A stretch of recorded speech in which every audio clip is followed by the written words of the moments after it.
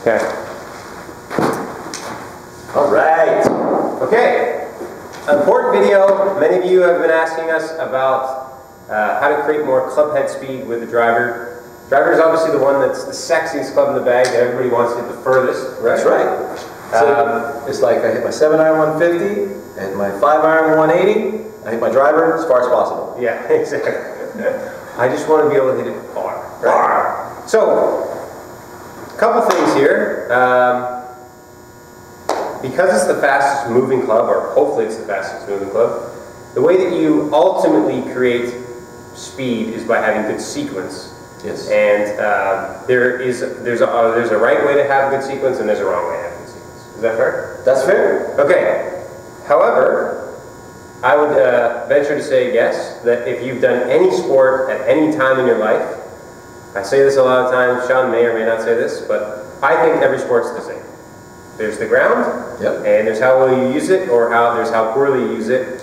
And ultimately, I think on how well you use it, there's probably a connection between how well you use the ground and how good you get at whatever your respective sport is. And Connor's exactly right. It's the same body, it's the same planet, same rules. We can't change the anatomy that we're in. We can't change the planet we're on. So, 2.5 to 4 million years of evolution, we've become amazing with gravity. We're absolute geniuses with gravity. And what gets in the way is us polluting our brains with what do we need to do? How do we manufacture the next puppet position? And that's what ultimately gets in the way. Yeah. So we got to boil it down to a task that's going to allow you to experience more or less speed. So for that person, right? Yeah. And Rory had a great demonstration this weekend. So Rory, shout out Rory McElroy for helping us with this. But Sean's going to show. That's it. I got a new name. 3 degrees of Rory angry. So like medium angry, really angry, and like 3 iron in the middle, like student. So when we have our students experience throwing the club, and it's a really important sensation to have. And make sure you've got lots of space or a netted area like this, very controlled environment, because it can be dangerous. So the first thing we do to acclimate you with a good throw is called a Paul Bunyan.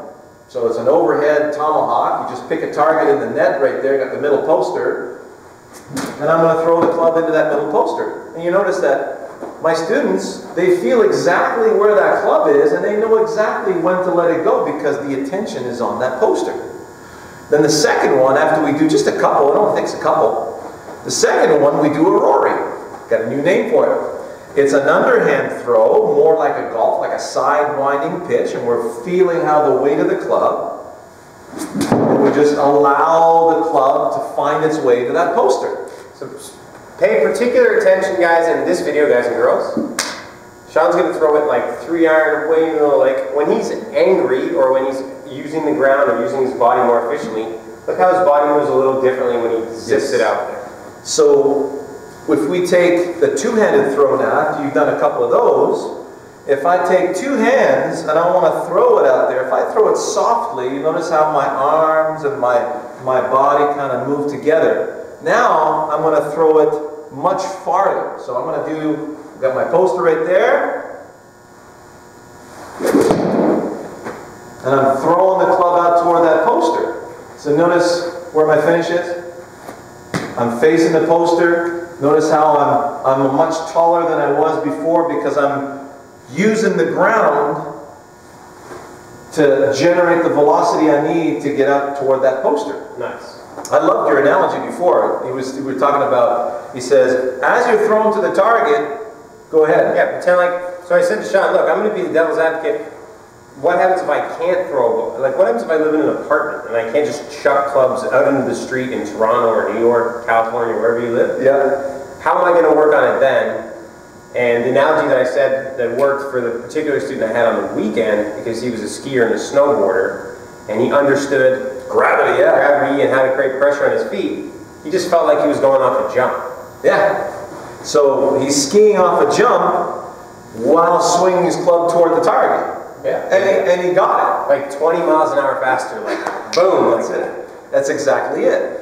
So if you get on, when we are on the range in the summertime, we practice throwing clubs to different distances, and then we put a ball down and say, okay, remember what it felt like when you're throwing the club out there?